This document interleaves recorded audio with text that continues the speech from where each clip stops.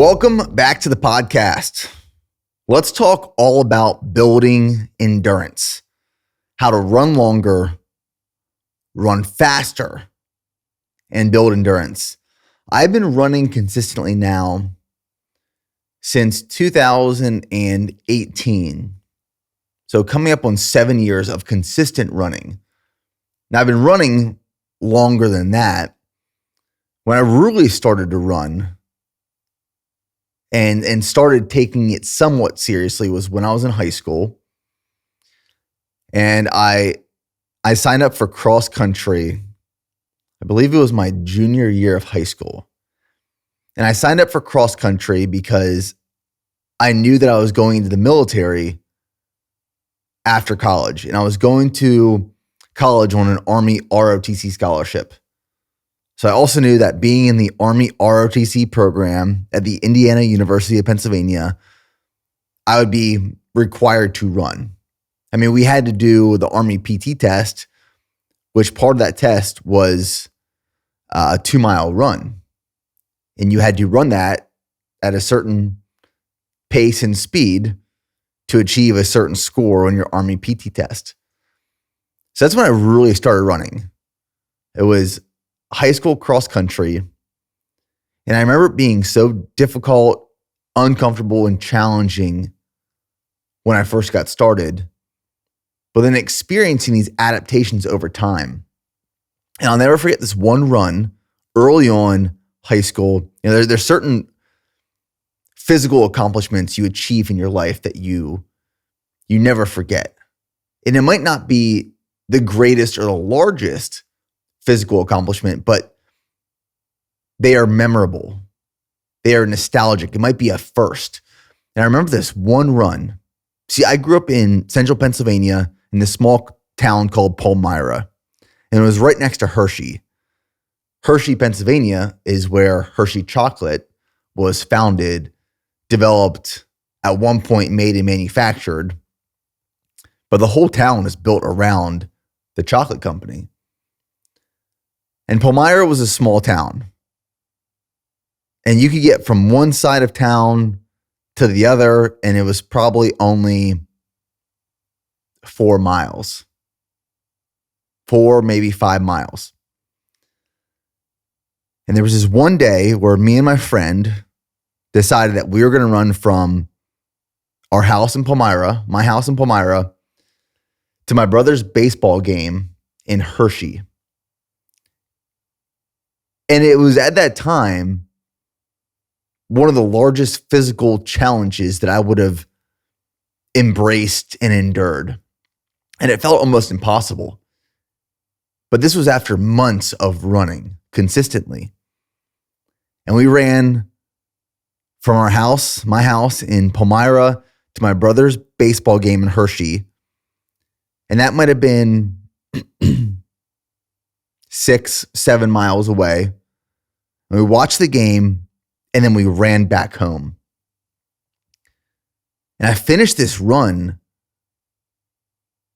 feeling so accomplished, but so amazed by the progress that I personally experienced just from months of running and how comfortable that run was. And the only reason I was able to do that was because of these adaptations that I experienced mentally and physically by being consistent with running. You see, that's what running is. Running is learning how to become more efficient. And maybe not even learning how to become more efficient, but your body just naturally becomes more efficient. It adapts over time. And then after starting to run in cross country, like I said, I graduated high school. I went to college on an Army ROTC scholarship. We ran in the Army ROTC program. When I graduated college, I went right into active duty military service. As an infantry officer, I ran there. And then when I transitioned out of the military, I signed up for my first marathon in 2018. And this is where I got the actual running bug. And this is where I first started learning and understanding how to actually get better at running. But one of the best ways to get better at running, one of the best ways to be able to run longer, run faster, build endurance, is just like, if we simplify it, it's to run more. Increase your frequency, increase your volume, and keep doing that for a long period of time. Just start running and then just keep running. Like I said, running is all about, or building endurance, should I say, a lot of the endurance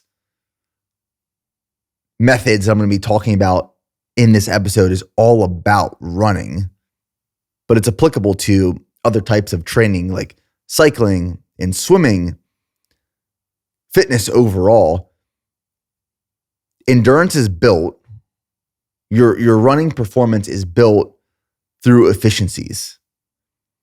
And if I look at my running early on when I first got started compared to today, and if I filmed myself then, which I did, and I filmed myself now, which I do, if you look at those two clips, the one from 2018 compared to now, completely different. My running form years ago looked very, very different than it does today. And that's just a natural process of evolution and adaptation, where our bodies are these amazing works of art, and they are very, very smart, where our bodies, our minds want to naturally become more efficient at what they are doing. And the more you do something, our bodies will find ways to become more efficient. So if I look at my running form in 2018, and then I look at my running form now in 2024, the end of 2024, it looks very different. I am much more efficient now than I was back then. Just in the way that my arms moved, in the ways that I breathe, in my gait, in the way that my hips open up and my feet leave and strike the ground, and my tempo and cadence, like every part of my running form looks completely different now than it did back then. And that wasn't something that I necessarily consciously tried to improve or work on. Like, I didn't go to all these different running coaches who taught me form and technique. I've worked with coaches in the past who have given me cues, but it wasn't something I've spent a lot of time on.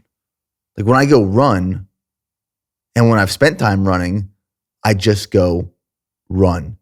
And my body has naturally become more efficient over time. And that's why I say, to kick it off, like, how do we build endurance? How do you get better at running? How do you get better at building this engine? Just start and just keep doing it. Now, there are more nuances. There are more techniques. There's more strategy and tactics that we'll talk about in this episode. But I really wanted to kick it off with that. Like, we need to recognize and respect our bodies for how amazing they are. Where if we go do something and we do it often, do it frequently, and we keep doing that thing, our bodies will adapt. They will become more efficient. Our biomechanics within our form will naturally get better. I promise you. That will happen. You will experience that. I personally experienced that. If you would have looked at me in 2018 and said, and told me, one day you will run a marathon in 2 hours, 39 minutes. That guy, Nick Bear, in 2018 would say, there's no way in hell I'm ever running a marathon in 2 hours and 39 minutes. I've told this story many times before, but my first marathon was 3 hours and 57 minutes. My second marathon a year later was 4 hours and 15 minutes. I got worse by 18 minutes. And then I really started taking it serious, and I ran more. I increased my frequency. I increased my volume. My body adapted. My biomechanics improved. My fitness was built. And I ran 324, 256, 248, 239. And I just kept running. I maintained that consistency. I played with volume. I played with intensity. I got faster. I built endurance over time. Now, as we approach a new year, and going into a new year, a lot of people are probably going to set a lot of goals. Some of those being fitness goals. And when it comes to endurance, when it comes to running, I think we need to set realistic expectations. Like, you can make a lot of progress in a couple months. You can make a lot of progress in a year when it comes to fitness as a whole, but specifically endurance. You can build endurance pretty quickly. You can make massive progress in a short amount of time. I believe you can build endurance faster than you can actually build muscle. Muscle takes a long time to build. When you first start training, you have like these newbie gains. That's applicable to cardiovascular conditioning, endurance training, and building muscle, resistance training. If you go from being untrained and then you start training, you experience these things called newbie gains, where you build muscle pretty quickly. You get stronger fairly fast. Your endurance improves significantly because you're going from untrained to trained. But to go from untrained to trained, then trained to more trained, or should I say more fit, elite, that progress after going from untrained to trained and then beyond is incremental. The progress is slower. It's not as significant as fast. So what I'm trying to get across right here is that as we approach a new year, set big goals. Like, set large, ambitious, hard, challenging goals, especially as we're talking about building endurance. But let's also have the realistic expectation that endurance training, building endurance, getting faster, getting more fit, this is a long game that we have to play. And I learned this the hard way early on, or when I first started running and endurance training, I thought that I was going to run my first sub 3 hour marathon way faster earlier on than I actually ended up running my first sub 3 hour marathon.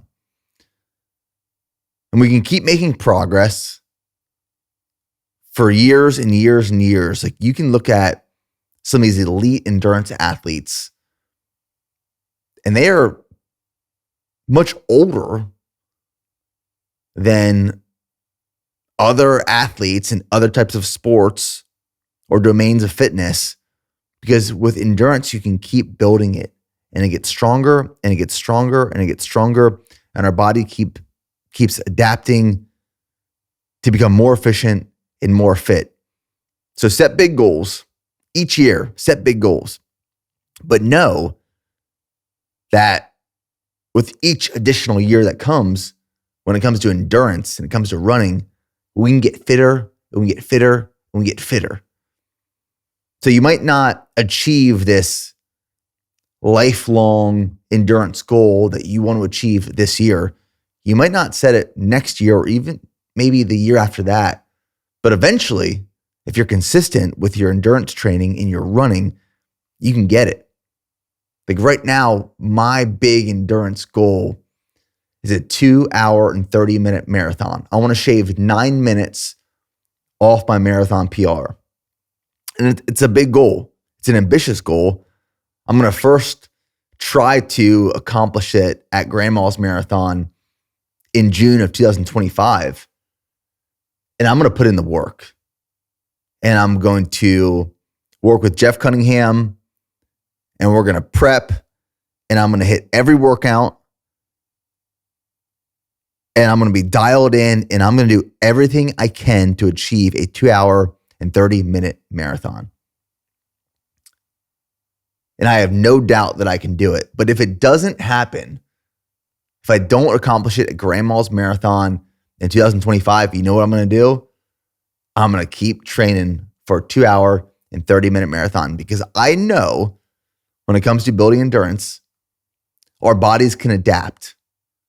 They can become more efficient, and they will if we are fueling properly, if we're training properly, if we're recovering properly, if we are showing up physically, mentally, and emotionally ready to train and race. But if the stars don't align and I don't accomplish that goal, I'm going to keep working towards it. I'm just going to keep running. And eventually I'll get it. I promise you, eventually I will run a 2-hour and 30-minute marathon. But being realistic, that you can only build fitness in so much time. And when that time runs out, if you didn't build the fitness that you wanted to within that time, that's okay. Let's just extend that time a little bit more and keep building fitness. So set big goals. Just start training. Just start running. And just keep running. Just keep moving. The body will adapt. The mind will adapt. It will become more efficient. And that's what building endurance is all about. Efficiency. We can't talk about building endurance without talking about efficiency. Now, why longer and faster? Why further and faster? The marathon is my favorite distance to train and race for. I love the marathon. I was just talking to Josh and Sarah here at BPN right before coming in to do this podcast. And we were talking about just like the highs and lows that you experience in life. And as you get older and you have a family, you start a family, you have kids. What we were saying we personally have experienced is that the highs sometimes aren't as high, the lows aren't as low. You become more emotionally stable, whether that's a good thing or a bad thing, throughout a day, throughout the weeks, throughout the months, throughout the years. And there's certain things that you can do that create these highs. There's certain things that you can do that create these lows. Sometimes they are chosen, sometimes they aren't chosen. But the marathon for me is one of those highs that cannot be recreated or replicated anywhere else. Like when I line up at the starting line for a marathon and it's early in the day, there's so much excitement. You're coming off of a week and a half of taper, knowing you just put in 12, 14, 16, maybe 20 weeks of work into a build leading up to this one moment. For the next few hours, you are going to lay down this performance that you just prepared months for to test and showcase the fitness that you built over those last couple of weeks. That excitement that I experience as I toe the line of a marathon is unmatched to anything else. Some people can relate, some people can't. Some people might get that from other parts of their life. Some people might get that from like an ultra marathon. I don't get that same feeling from an ultra marathon, from the ultra marathons that I've done, but I get it from the marathon. I am so dialed in. I am so focused. And I can just feel it right now. My palms are like sweating. I'm rocking back and forth. I don't hear anything. I don't see anything other than right in front of me. And all I'm thinking about is the next 26.2 miles. My effort, my fueling, my pace. There's so much that can go right. There's so much that can go wrong. But if you prepare and you truly prepare and you have that confidence, you know you can do it. You know you can achieve the time that you want to if you just stick to the plan and you race smart. I love the marathon because it is this beautiful marriage of distance and speed and threshold. Like you're trying to find that line, that red line, where you can truly push your body as hard as it possibly can go for 26.2 miles, not 26, not 26.4, 26.2. And it's this beautiful equation that you're trying to maximize, where as soon as you cross 26.2, there's nothing left in the tank. It's threshold. Like with a marathon race itself and the prep, I love the threshold work. I love the training. I love the racing. I love the volume. I love the speed work. Like the marathon distance requires time, consistency, strategy, structure, strength, speed, durability, endurance. You got to be patient with it too. Can't be built overnight. Can't be built within days. Can't even be built necessarily with weeks or months. To run like a really strong marathon, to experience your full potential in the marathon distance race, takes years and years and years of consistent work. Like I know that my marathon potential has not yet been established. It hasn't been discovered. That's what's so exciting about it. Like, what am I going to experience in the next couple of years when it comes to the marathon distance? How fast can I run? I'm sure there's people out there that are going to tell me how fast I can run, but no one knows. I don't even know. I'll know in the next couple of years how fast I can actually run 26.2 miles. The marathon is also a race that you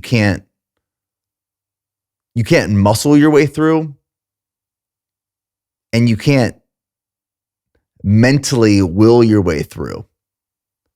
I recently was talking about having ability and will, and you need both to maximize your potential. Ability is a skill that you have. It's physical. Like God blessed me with the ability to have two strong legs where I can walk and I can run. But I have to have the will to dedicate the time to run and walk and improve. When it comes to the marathon, you can't just will your way through it. You have to build the ability. And that ability comes with training. I tried willing my way through my first sub 3 hour marathon. This was the Austin Marathon, 2020, February. I wasn't in sub 3 hour shape, and I knew it. But I told myself, Nick, mentally, you can run 6 minutes, 45 seconds per mile for 26.2 miles, regardless if you're in physical shape or not. Just mentally muscle your way through. And I was convinced that that's what I was going to do in February of 2020, the Austin Marathon. So I went out really hard, really fast. And after the first 6 miles of that race, I realized there's no way I'm holding 6:45 minute per miles for another 20 miles. And I ended up running that marathon in 3 hours, 24 minutes. 24 minutes over 3 hours. Huge swing, huge miss.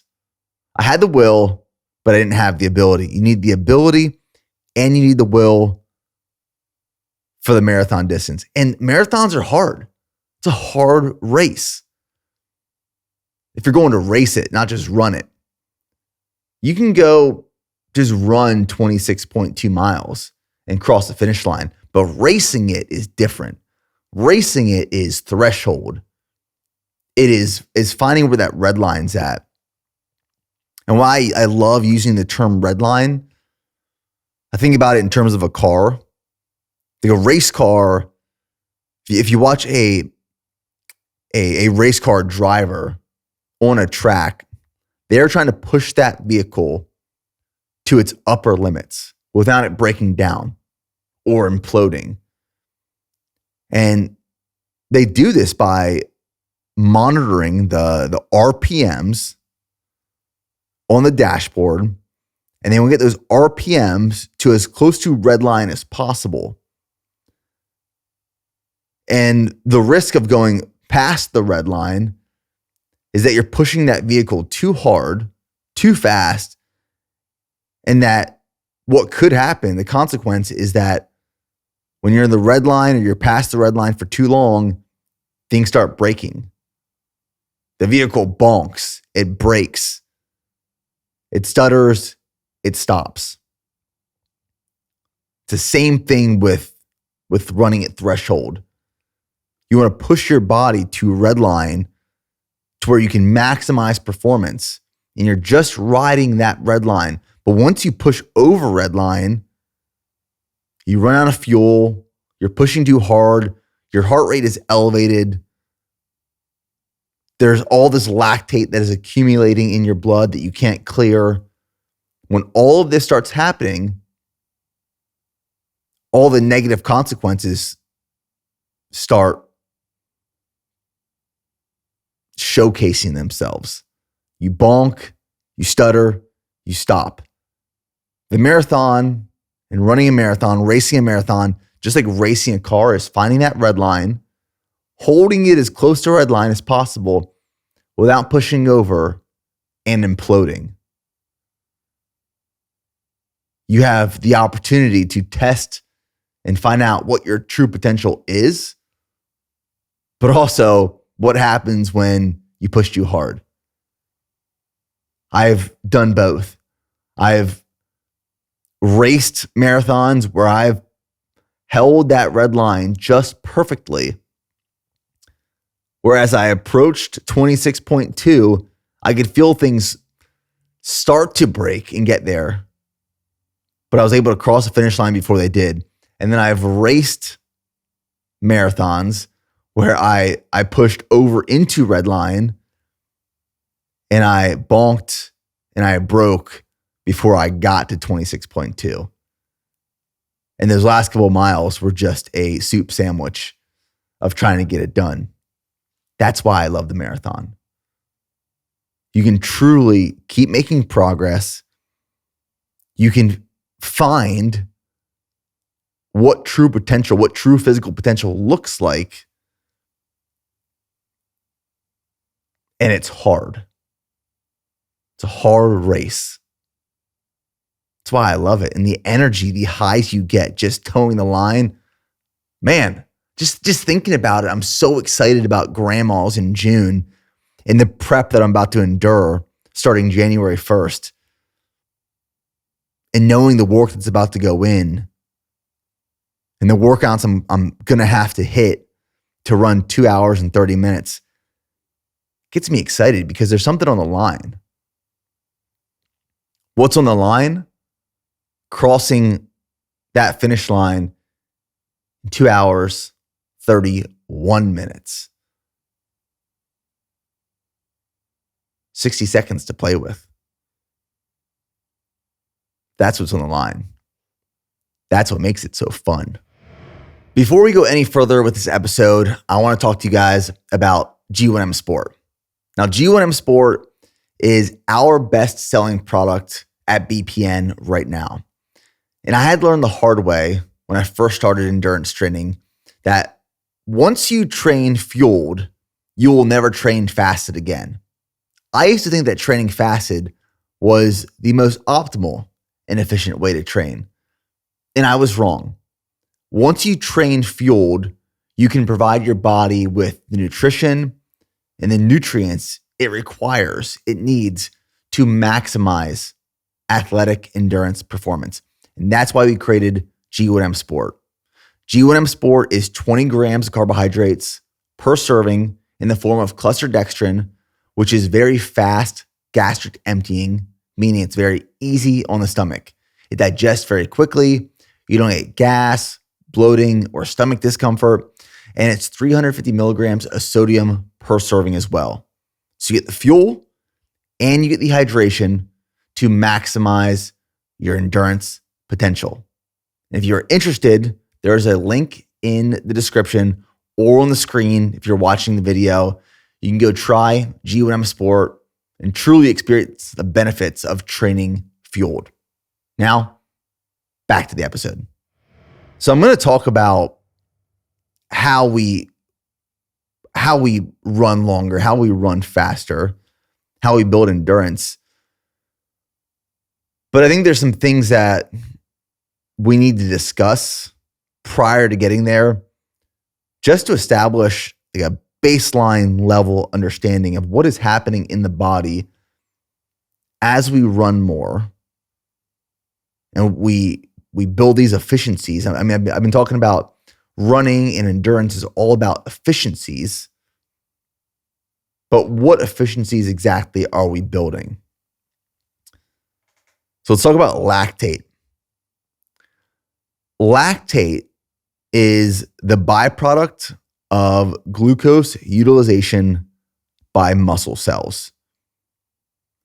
So as we're training and we're training at greater intensities, what happens is that higher amounts of lactate are produced because our body, as we're working at more intense levels, is using more fuel, and that fuel being glucose in the body. Glucose is what our body wants to use to fuel intensity, fuel activity. And as we use more glucose, as intensity increases, a byproduct of using that glucose is lactate. And this is just a natural process that happens in the body. So, say for example, you go on an easy run Monday morning.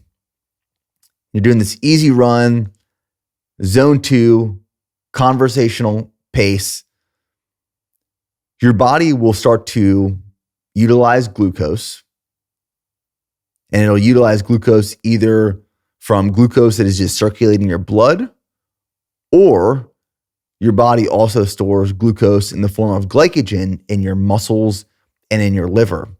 So our body can break down stored glucose, can break down glycogen, use it as a fuel source to allow us to keep training at some sort of level of intensity. So you're on your early morning Monday run, conversational pace, zone 2, your body starts to break down some muscle glycogen, for example, to utilize the glucose as a fuel source, but it's producing such little lactate in that process that our body is very efficient at clearing that lactate from the blood. So we don't become overly fatigued or tired, and we can hold that pace, that effort for an extended period of time because lactate is accumulating, but it's clearing. Now, what happens when we start training at higher intensities? Say you start running faster. When you start running faster, higher intensities, greater efforts, what happens is that our bodies require more glucose. So more glycogen is being broken down from the muscles. Our body's using more glucose. And because it's using more glucose, we're producing more lactate. And as more lactate starts to accumulate in your blood, if your body can't naturally remove that lactate faster than it starts accumulating, that's when we start feeling and experiencing this fatigue where we have to slow down, we have to stop. A few years ago, I did lactate threshold testing at Run Lab here in Austin. And it was a very interesting experience where I would get on a treadmill and they'd monitor my heart rate and we would run segments, and each segment was a little bit faster. So I'd hop on the treadmill for an extended period of time at a certain pace. And then I would get off and they'd poke my finger and they'd test my blood to see what my blood lactate levels were at. And I'd rest for a little bit, get back on the treadmill, again, monitoring my heart rate. We'd run at a faster pace, same amount of time, get off. They'd prick my finger. They would test my blood lactate. And we did this for multiple rounds. And each round would get faster and faster and faster on the treadmill. And they wanted to find out, I can't remember the number exactly of where it was at, but they wanted to find when my blood lactate crossed a certain threshold, a certain number, to help me find out at what pace can I run where there's blood lactate that is accumulating in my blood, but it is being cleared fast enough at an efficient rate where I can then hold that pace for extended periods of time. So really what we want to find is how efficient is our body at not just accumulating blood lactate, but clearing the lactate from the blood. Because if we can efficiently clear that lactate from the blood, that means that we can run longer, we can run faster, and be very efficient at clearing that lactate. The lactate and the accumulation in the blood is what's going to force us to slow down. It's going to force us to stop. It's going to force us to bonk. It's what doesn't allow us to run a certain pace for miles and miles and miles and miles. Now, during higher intensity exercise, more type 2 muscle fibers are recruited, and those muscle fibers demand a lot of glucose for energy. And the more trained an athlete is, the less blood lactate accumulates because that trained athlete is more efficient at clearing lactate from the blood. Now, this is super interesting. Aerobic training, zone 2, conversational pace, improves lactate clearance capacity by increasing the number of mitochondria to clear lactate. So one of the ways that we become more efficient at clearing lactate, our lactate clearance capacity, is not just threshold training, but zone 2 training, base building, aerobic conditioning. Lactate is what's going to hold us back from being able to, it's one of the things that's going to hold us back from being able to run longer and run faster. So that's why I say endurance is a game of efficiency, but it's also a game, if you will, of patience and longevity. We have to train our bodies to become more efficient, not just from a biomechanics standpoint in movement, but also we have to train our bodies and allow for adaptation for an improvement in lactate clearance capacity. And this just comes from time on feet, time running, more time in zone 2, more aerobic conditioning. Aerobic conditioning is the foundation of all of our training for many reasons. This is one of them. Now, what happens to our bodies when we start to train for endurance? There's a bunch of different adaptations. We have adaptations to our cardiovascular system. We have adaptations to our respiratory system. We have adaptations to our metabolic system. We have adaptations to our muscular system. And there is mitochondrial biogenesis that happens. So briefly, to go over, what's happening when we consistently train endurance conditioning over extended periods of time? I mean, this is why fitness as a whole is so powerful. The combination of strength training and cardiovascular conditioning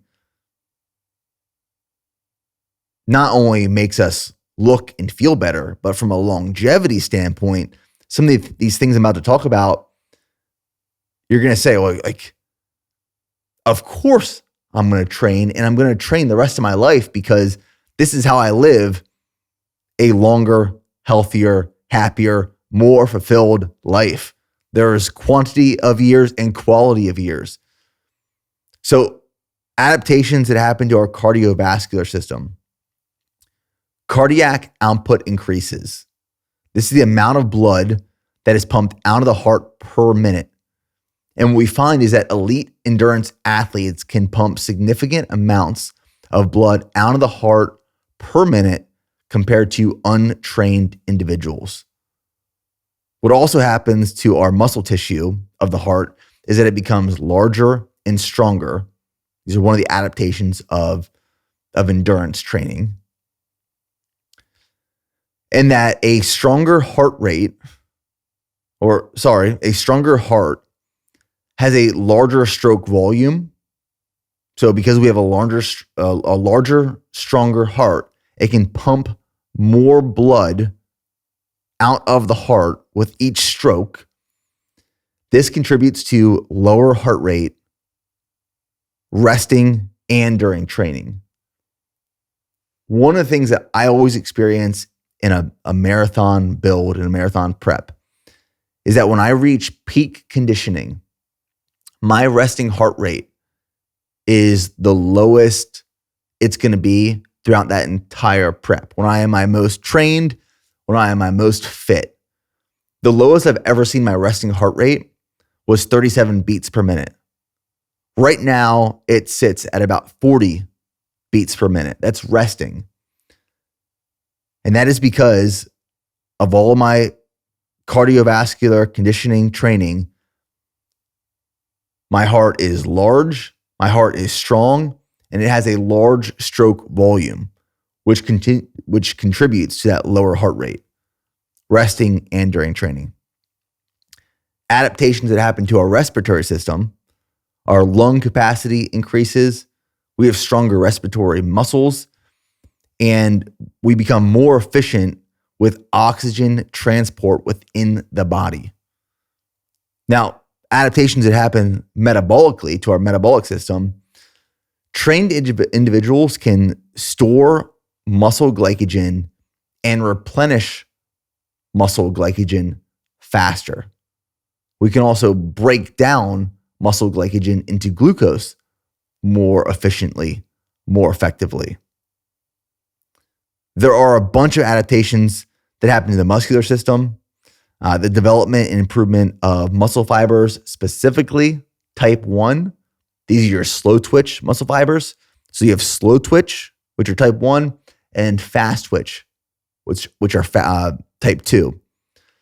Slow twitch or type 1 is what's going to be trained, improved, and you're going to experience the adaptations with something that is slower, more repetitive, more consistent, like aerobic running, easy cycling, walking, swimming. When there is something that is more intense, that has these greater burst of energy, like a bench press, for example, or a sprint, those are your fast twitch muscle fibers being type 2. So we experience a lot of development and improvement with endurance training in type 1 muscle fibers. And then one of the greatest adaptations that we experience from endurance training is mitochondrial biogenesis. Now, as many of us know, the mitochondria are the powerhouse of the cell, and endurance training specifically can increase the volume of mitochondria, which has the potential to generate more ATP, more potential energy for our bodies. And endurance training also improves the quality of the mitochondria. So from, like I said, a cardiovascular, respiratory, metabolic, muscular, even cellular level, endurance training is creating these absolutely amazing, critical, and essential adaptations that aren't just applicable to fitness, but life overall, quality and quantity. Now, when we talk about a build, a marathon build, an endurance build, this is the process of going into a prep to accomplish or achieve a specific goal. And when we do a marathon build, I mean, you have like your off season, you have your in season. When you're in season for a prep or for a race, we refer to it as the build. And as your event approaches, as your race approaches, training gets more event specific and it ends with a taper. And during a taper, we reduce volume, but we maintain intensity to stay fresh and powerful. And we call it a build because it starts slow and it starts low. And a build for an endurance goal might be 12, 14, 16, 18, maybe 20 weeks long. And it gets very specific.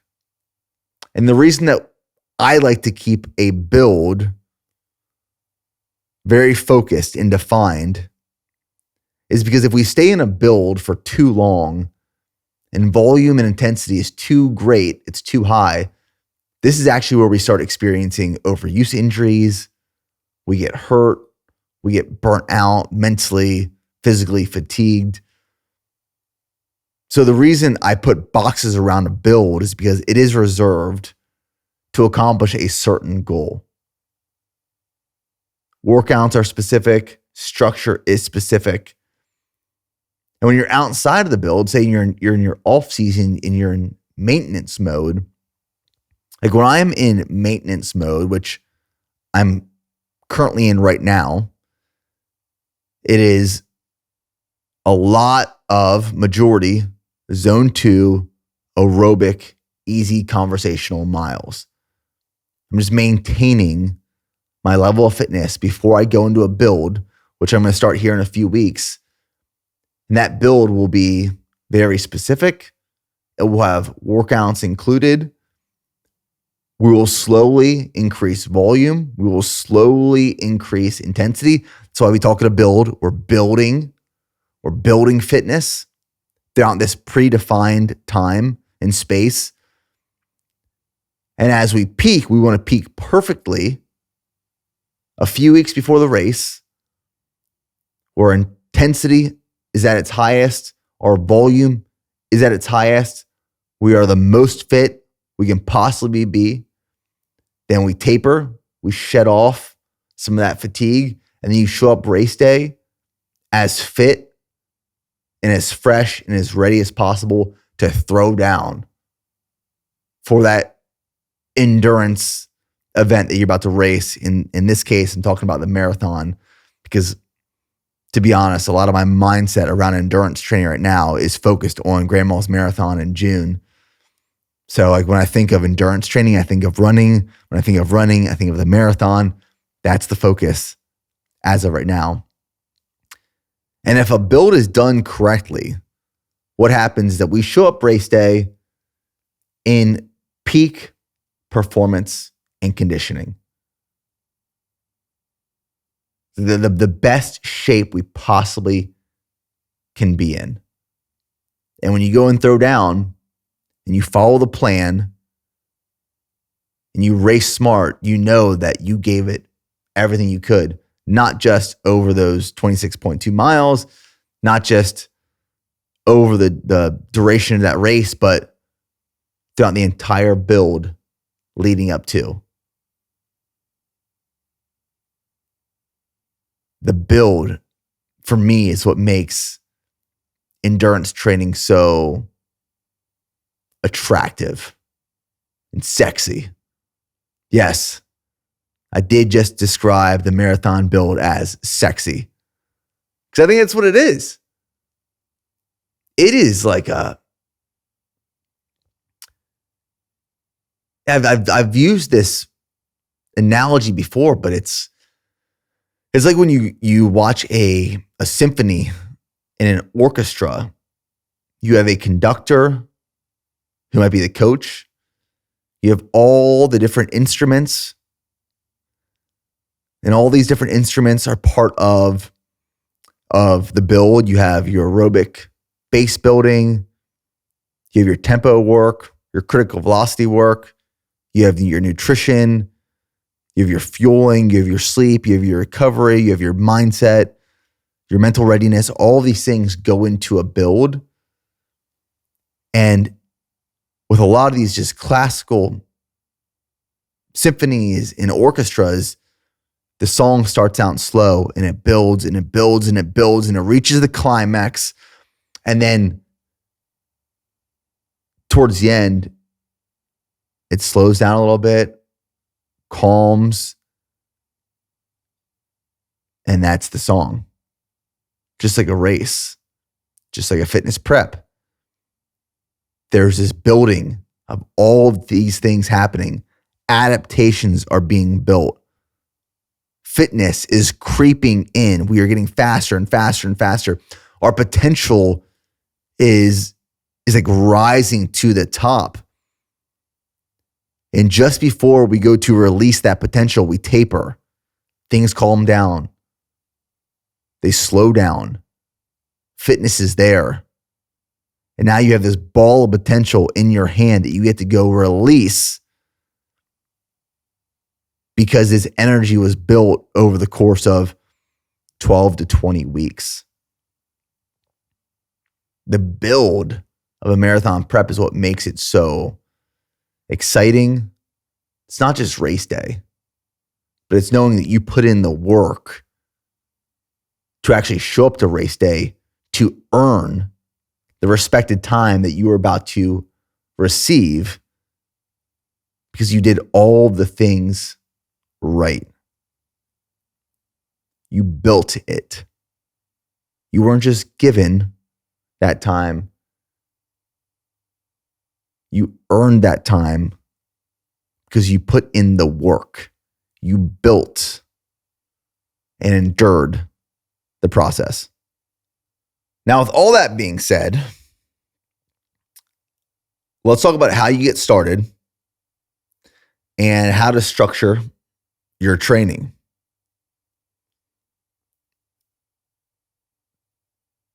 The concepts are few, the methods are many. It's one of my favorite quotes. The concepts are few, the methods are many. The concepts of building endurance, building fitness, the concepts are few, but there's many different ways to get there. There's many different methods. There's a bunch of different coaches out there who do things differently. They have different methods that work different ways for different people. And I don't think that there is one way that is the right way. And there's not even necessarily one way that is better than the other. But we have to find methods that work for us. We have to find methods that we personally enjoy. We have to find and use methods that are sustainable and have longevity for how we want to train and the goals that we want to accomplish. Some people are very data driven, like science nerds. And I like data. I respect data. I appreciate data. But I don't like to over datafy a lot of my training. I'll look at it and I'll reflect upon it and I'll use it. but I don't solely rely on data to build out my training and assess how I feel. There is objective data, there is subjective data. Objective data is numbers, it is results, it is very clear, it's black and white. Subjective is a feeling, it is an emotion, there's a little bit of gray to it. Like when I wake up in the morning, if my watch says that I shouldn't run today based off my sleep, but I personally feel really solid and good, I want to go run, I'm going to go run, even if the data tells me I shouldn't. So the reason I share that is to say that don't get so caught up in the science, data, and the numbers. Just get out there and train. Listen to your body. Truly, listen to your body. If you feel you should take an off day, take an off day. If you feel that you should move some things around where it's supposed to be a speed workout, but you're feeling pretty taxed from the previous couple days or a week, maybe replace that speed workout with another easy day and then hit your speed workout the next day or 2 days later. Just apply common sense to your training. Listen to your body. Don't get so caught up in the numbers. Now, one number that is useful to know, or at least understand, is our VO2 max. When it comes to endurance training and conditioning, you probably hear everyone talking about VO2 max. Everyone wants a higher VO2 max.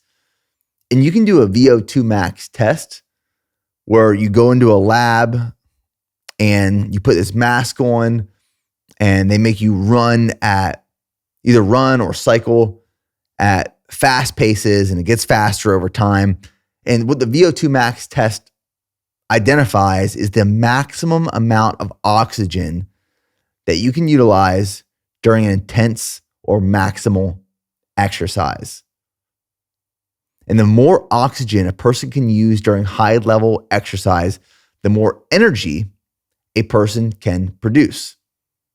So your VO2 max will improve over time. It can improve over time as you become more efficient and you build fitness.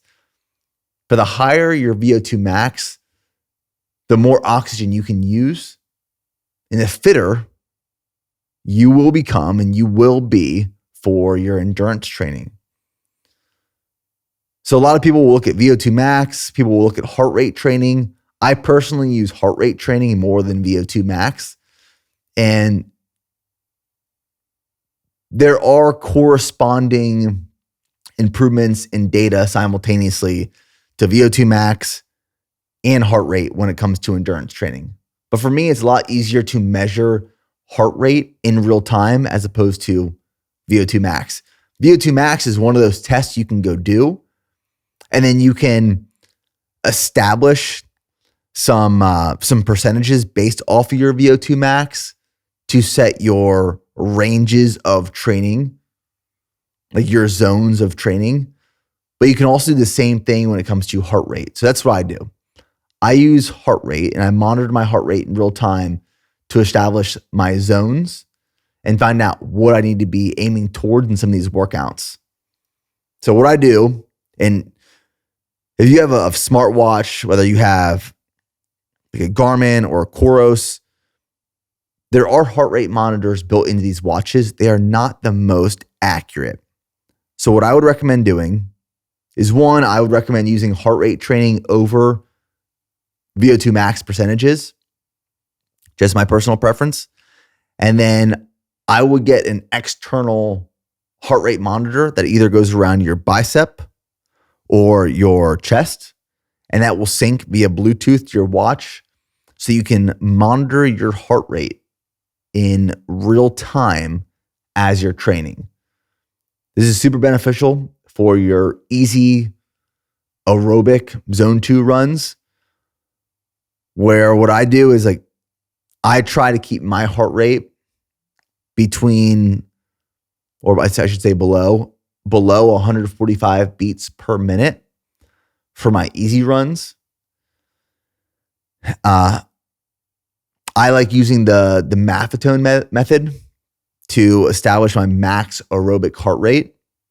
So the MAF 180 formula is if you take 180 minus your age, that number you get is your max aerobic heart rate. Now, it's not your max heart rate, max aerobic heart rate. Again, I want to reiterate that this is just one of the methods to establish your zone for aerobic running, easy base building running.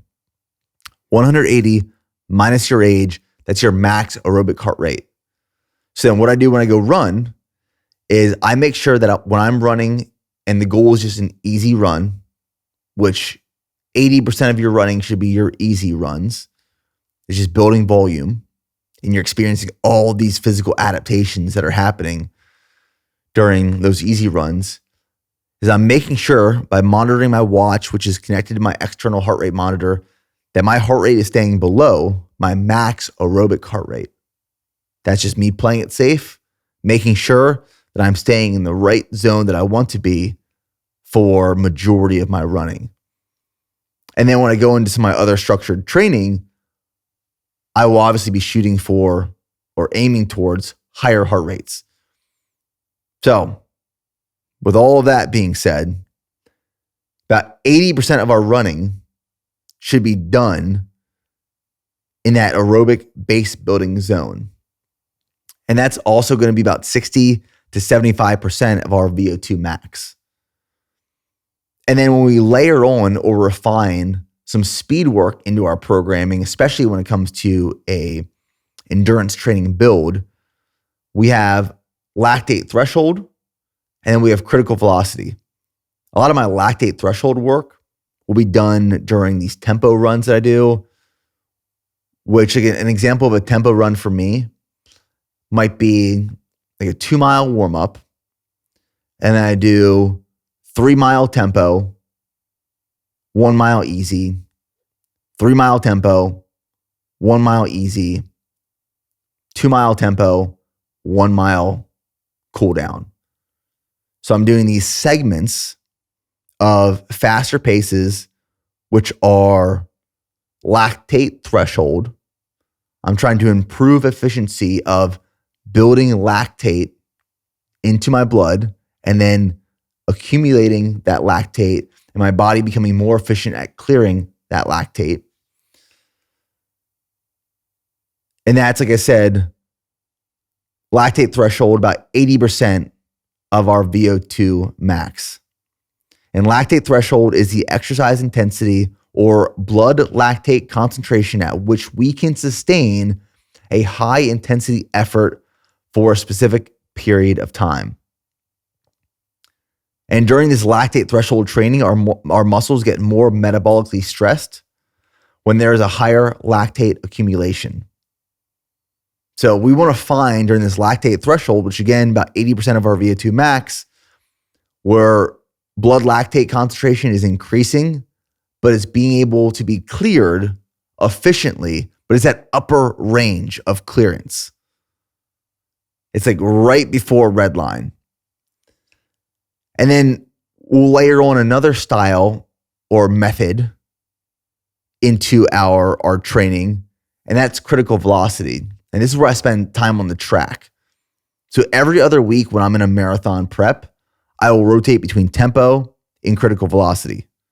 Again, tempo or lactate threshold is about 80% of VO2 max. Critical velocity on the track, shorter distances, faster paces, larger percentage of VO2 max, about 90% of VO2 max. So we have aerobic base building, we have lactate threshold or tempo, and then we have critical velocity. And in that order, it goes from aerobic base building, you're running your slowest. Lactate threshold, you're running faster. Critical velocity, you're running your fastest. Aerobic base building, highest mileage. Lactate threshold, shorter distances, multiple segments. Critical velocity, the shortest distances, but again, higher paces that you can only hold for a certain period of time. So like a critical velocity workout, for example, might be a 2-mile warm-up, 10 times 800-meter repeats with 60 seconds of rest in between and then a 2-mile cooldown. But those 800-meter repeats are done at a very fast pace, being a high percentage of our VO2 max. And when it comes to training volume, some of the things that we want to keep in mind as we go into a build for a race or a competition, or you're just getting started with your running, we want to slowly increase training volume. And a good rule of thumb is no more than a 10% increase in training volume from week to week. Because what happens if you increase training volume or running mileage, in this case, too fast, too quick? You put yourself at risk of injury, overuse injury, any type of injury, but that's typically experienced from increasing volume too quickly. And I experienced every single injury possible early on when I first started running. When I first started running, I increased my mileage too fast, my training volume too quickly. I had glute issues, hip issues, knee issues. I had shin splints, ankle problems, like every overuse running injury you can expect or experience early on, I had them all. And now I actually never get injured for a few reasons. One, I've just built fitness. Another, my body's adapted. It's become more efficient. My biomechanics for my body personally have evolved and adapted to my form to reduce risk of injury. And I slowly increased volume over time to where now my body can handle 60 to 75 miles per week very well without getting injured. Now, when I go into a build or I go into a prep and intensity increases alongside of volume, I'll get some small wear and tear, overuse injuries here and there, but nothing like I used to, nothing significant. So those are the things that I wanted to talk about when it comes to running longer, running faster, and building endurance. There are adaptations that we experience.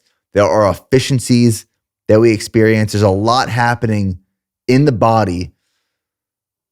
But the last thing I want to leave you guys with is to remember this is not a sprint. This is a marathon.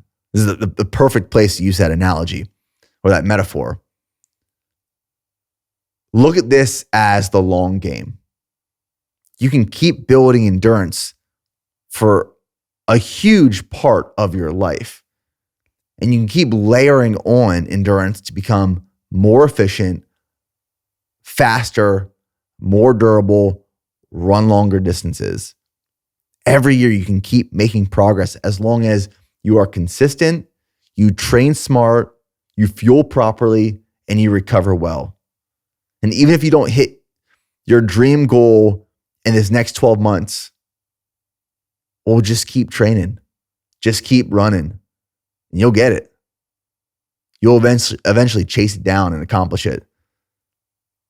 And it might come with just more time, more patience, more work, more adaptations.